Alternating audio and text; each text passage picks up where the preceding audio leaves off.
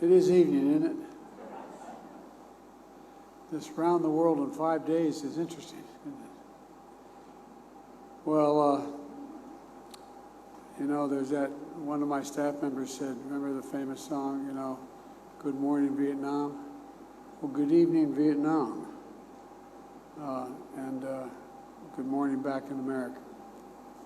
Before we begin, I want to express my sadness by the loss of life and devastation caused by the earthquake in Morocco. Our thoughts and prayers with the people of Morocco and my friend King Mohammed VI, I should say, and his my administration, including Secretary of State Blinken, who's here with me today, is working with Moroccan officials on long distance here. We're working expeditiously to ensure American citizens in Morocco are safe, standing ready to provide any necessary assistance to the Moroccan people as well. We've made that offer. Now, turning to the important visit here in Vietnam. As General Secretary and I just shared earlier today, this trip has been a historic moment. Today, we can trace a 50-year arc of progress in the relationship between our nations from conflict to normalization. This is a new elevated status that will be a force for prosperity and security in one of the most consequential regions in the world. We've elevated our cooperation directly to the Vietnamese highest tier of partnership, referred to as the Comprehensive Strategic Partnership. That means the United States has strengthened our ties with another critical Indo-Pacific partner. Our progress today builds on Camp David Trilateral with Japan and Republic of Korea and the United States. Comprehensive Strategic Partnership the United States launched with ASEAN last year, and the engagement with the Pacific Island Forum. Our strengthened alliances with the Philippines and AUKUS partnership with Australia and the United Kingdom. Our elevated Quad engagement with India, Australia, and Japan, and the Indo-Pacific Economic Framework for Prosperity.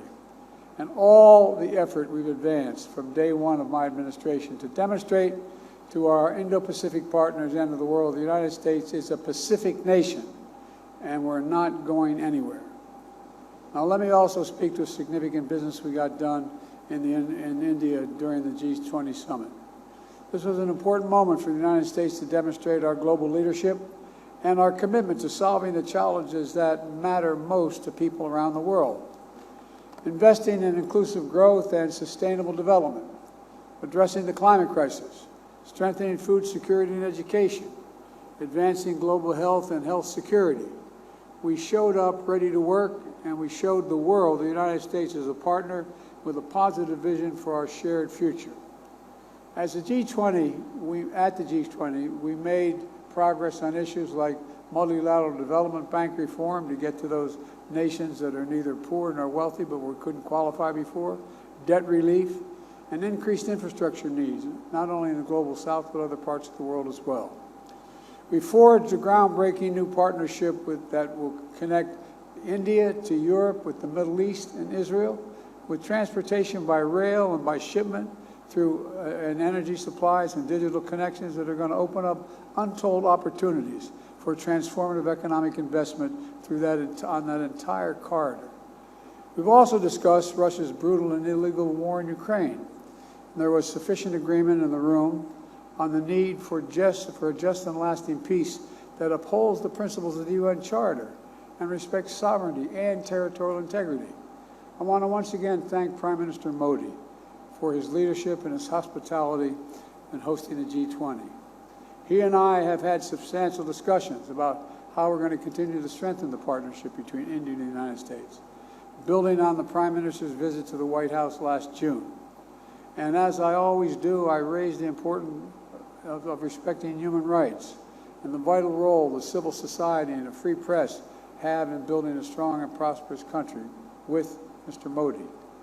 And we've gotten a lot of important work done, and I'm looking forward to another good day tomorrow here in Vietnam. And now I will take your questions. Let me see, they told me they gave me 5 people here.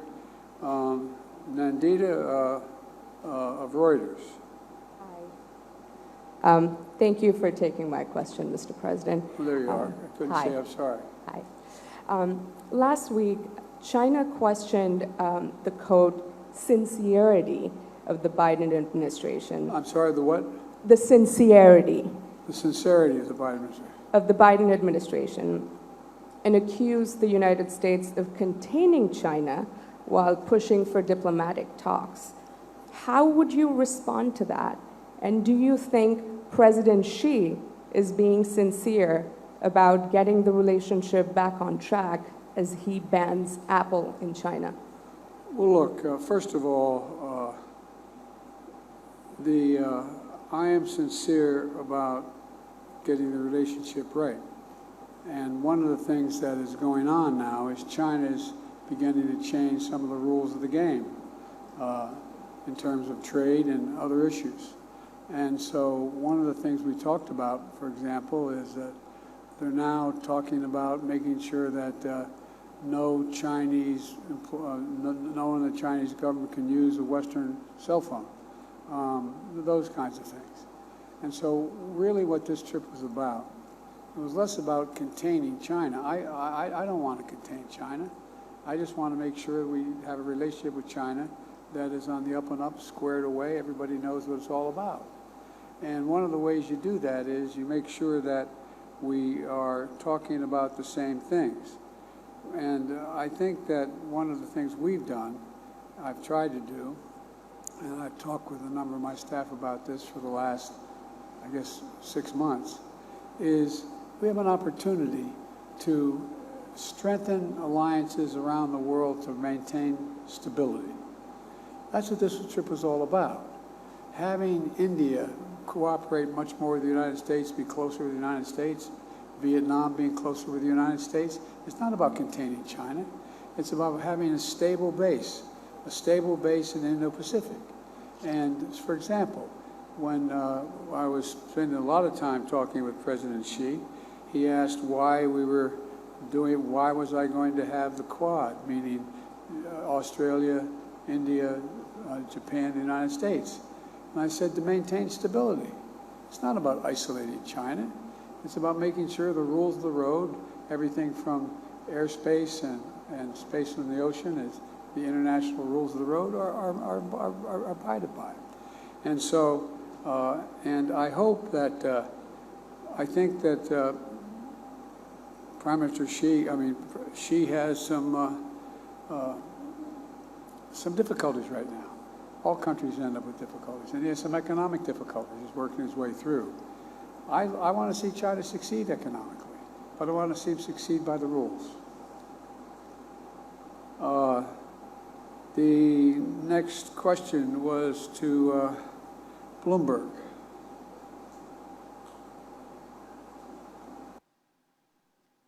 Mr. President, following up on your comments on China and the economy, you recently called China's economy a ticking time bomb. Do you believe the country's slowdown could risk destabilizing the global economy or causing China to be more aggressive defensively, including Say the first part of your question again, because this fan is going on loudly behind me.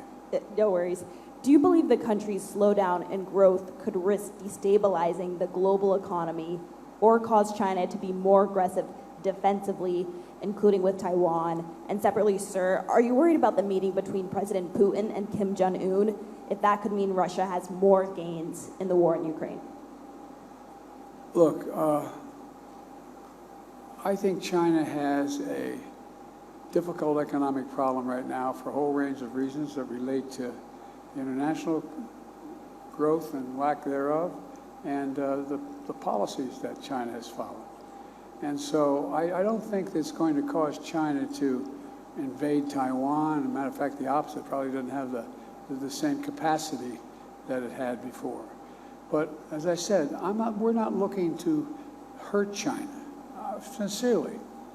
We're all better off if China does well. China does well by the international rules, grows the economy. But they have had some real difficulty in terms of their economy of late, particularly in real estate, that end of their bargain. And I think the actions that they're going to have to take are ones that they're in the process of deciding right now.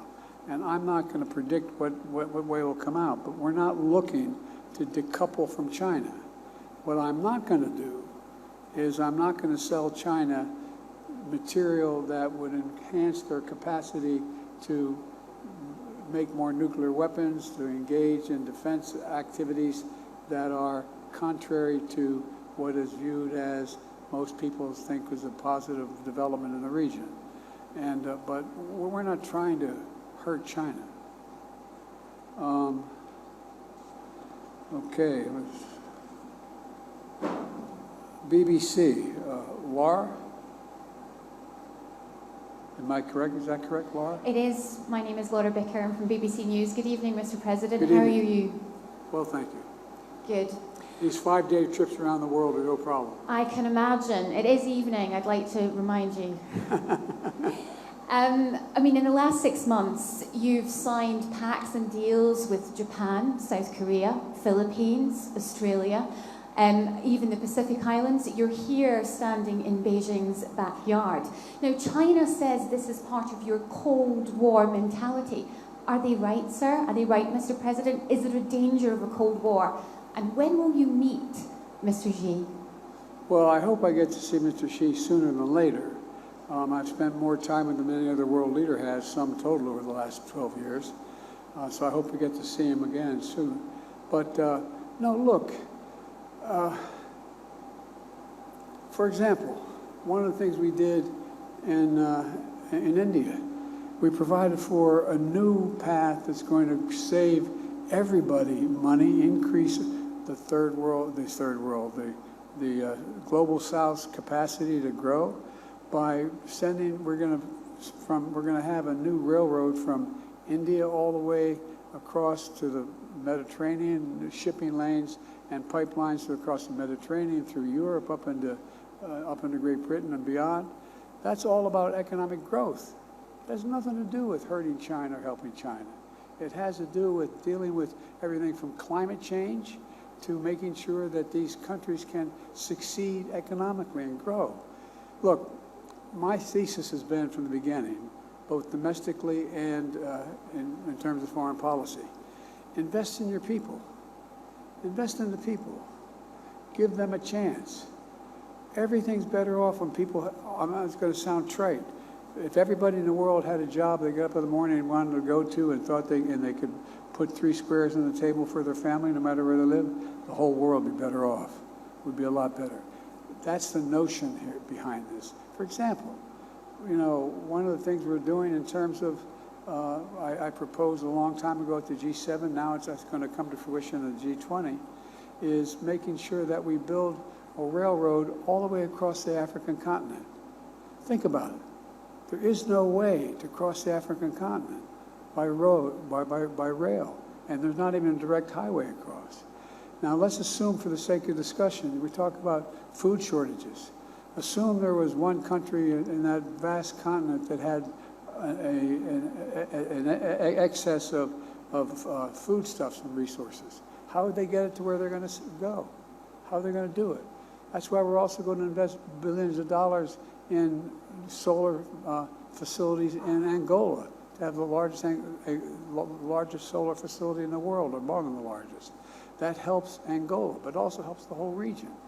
So I think we think too much in terms of Cold War terms. It's not about that. It's about generating economic growth and stability in all parts of the world. And that's what we're trying to do. Sorry. Okay. Am I pronouncing it Avilia? Did I pronounce the name correctly? There you are. Yes. Thank you, Mr. President. Thank It's you. Aurelia and for AFP. I had a question on the climate crisis. You just mentioned the G20. Just this week, the United States warned that if there is no phasing out of fossil fuels, it won't be possible to reach the goals of the Paris Agreement. There was no agreement at the G20 on fossil fuels. How concerned are you about this lack of consensus? It wasn't so much an agreement that we would try to meet the goals of the G20. The United States is going to meet those goals, by the way. We're going to exceed those goals. A lot of other countries are as well. But we want to give those countries that don't have the economic wherewithal and did not cause the problem in the first place. For example, I met with Lula in Brazil. I started off way back in the 80s with a really fine Republican senator named Dick Lugar. We said, here's what we're going to do. If you owe us money, we're going to forgive your debt if you maintain your forest, because they become carbon sinks. They're the things that take carbon out of the air. And so we're talking to what we should be and the countries that cleared their land and put cattle on it and farming and did all the things that increased development, they in fact are the main reason why we've gotten as far down the road to disaster here as we have. And so it seems that if we have the economic capacity, those nations, should be getting together and providing help for the nations that don't have the wherewithal to do it. The economic wherewithal and the infrastructure wherewithal. And that's why, for example, I mentioned, in the interest of time, I just mentioned Angola again. Angola has the capacity to generate megawatts of energy through solar energy. They don't have the economic means to do that. Isn't it in the interest of the whole world if they're in fact able to generate significant capacity to absorb, to prevent carbon from being released in the air? I think it is. So what we're trying to do is help those nations, particularly in the global south, where they're not as wealthy, where there are not as many opportunities, to be able to deal with the things that they want to deal with. For example, and I'll end with this, there is more carbon absorbed from the atmosphere on a daily basis, and I'll look to my friend John Kerry, who's forgotten more about this than most people know. Correct me if I get this wrong, John, but I'm quite sure I'm right. And that is that there's more carbon observed from the air into the Amazon region, into the ground, than admitted in the entire United States on the same basis. Now imagine if people go in and do what we did 250 years ago and cut down the forest and start farming in that area. No longer have that great carbon sink. It would be a gigantic problem. So we should be going to areas, whether it's in the Congo or other places, as the G7 nations and as the wealthy G20 nations, though, and providing the kind of infrastructure they need to be able to benefit. And guess what? In addition to helping the environment overall, and the only existential threat humanity faces, even more frightening than a nuclear war, is global warming going above 1.5 degrees in the next 10 years. It'd be real trouble. There's no way back from that. And so there's a lot we can do in the meantime. For example, that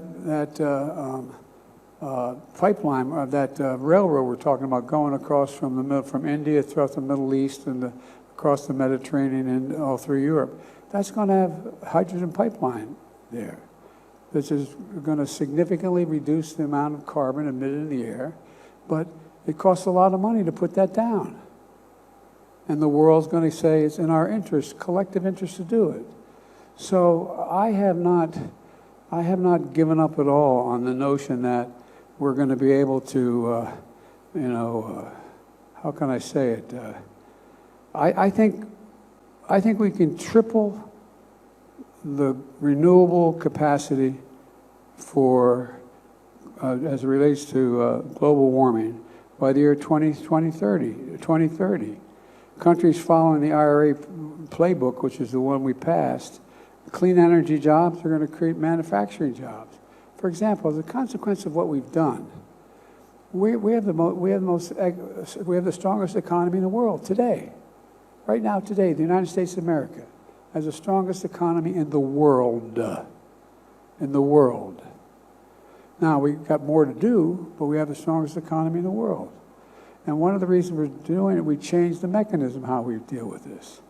And that is, instead of trickle-down economy, that is, if the wealthy and the corporations do very well, everybody's going to do well. Well, the truth of the matter is, I've never bought that theory, but I think the times have changed, and a lot of leading economists are beginning to agree with me. Just flat, straight-out academic economists. And that is, we should build economic growth from the middle out. and the bottom up. When that happens, everybody does well. Everybody does well. The wealthy still do very, very well. They have no problem. You can still be a billionaire under that system as well. But you're going to start paying your taxes if I have anything to do with it. That's a different issue. But all kidding aside, so I think the other thing is dawning on people. Many of you are foreign policy experts, have been engaged for a long time. Did you ever think you'd be sitting at a G20 conference where everyone was preoccupied with the notion of global warming? Not a joke. Did you ever think that? And there's my brother loves there's famous lines from movies that he always quotes, and one of them is there's a movie about John Wayne. He's an Indian scout, and they're trying to get I think it was the Apache, one of the great tribes of America, back on the reservation, and he's standing with the Union. So they're all on their horses and their saddles, and there's 3 or 4 Indians in headdresses, and the Union soldiers. The Union soldiers basically saying to the Indians, "Come with me, we'll take care of you, everything will be good." And the Indian looks at John Wayne and points to the Union soldier and says, "He's a lion, dog-faced pony soldier." Well, there's a lot of lion, dog-faced pony soldiers out there about global warming, but not anymore. All of a sudden, they're all realizing it's a problem. And there's nothing like seeing the light. Let's see. I'm just following my orders here.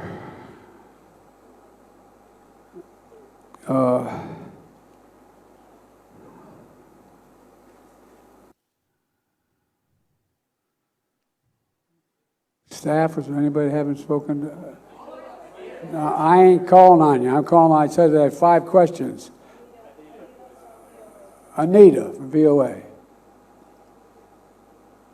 Thank you, Mr. President. I hope you didn't think that calling only on women would get you softballs tonight. Oh, I know better than that. Okay, well, let me start with President Xi. If you send me a softball, I wouldn't know what to do with it. I'd probably strike out even worse. Well, let me ask you about, you've spent lots of time talking about all the time you spent with President Xi and the importance of leader-to-leader communication, yet you two haven't spoken in 10 months. And I just wonder, are you worried that this is destabilizing the U.S.-China relationship, and what are you going to do about it? And then, if I may, on Ukraine, sir, Kiev is upset that the G20 communique didn't name Russia as the aggressor. Have you managed to rally more support or sympathy across the G20, or is this emerging as a wedge issue with the Global South, and does that change your commitment to Ukraine? It's not a wedge issue with the Global South. It's a wedge issue with Russia, which is present, and with China, which is present, has representation. And and by the way, I am, my team, my staff still meets with President Xi's people and his cabinet, in effect. I met with his number 2 person here in India today. So it's not like there's a crisis if I don't personally speak to him. It'd be better if I did. But I think, look, this is not a criticism. It's an observation. He has his hands full right now. He has overwhelming unemployment with his youth. One of the major economic tenets of his plan isn't working at all right now. I'm not happy for that, but it's not working. So he's trying to figure out, I suspect, I don't know, just like I would, trying to figure out what to do about the particular crisis they're having now. But I don't think it's a crisis relating to conflict between China and the United States. As a matter of fact, I think it's less likely to cause that kind of conflict. Anyway, I just think that there are other things on leaders' minds, and they respond to what's needed at the time. And look, nobody likes having celebrated international meetings if you don't know what you want at the meeting. if you don't have a game plan. He may have a game plan. He just hasn't shared it with me. But I tell you what, I don't know about you, but I'm going to go to bed.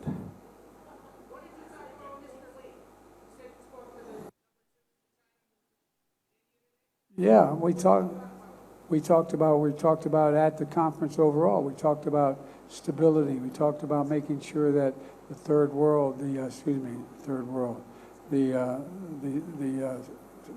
southern hemisphere had access to change. It had access. It wasn't confrontational at all.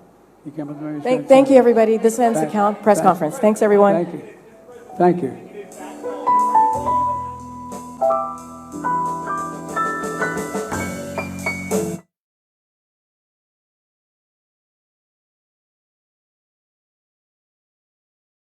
Raised it with every person I've met with.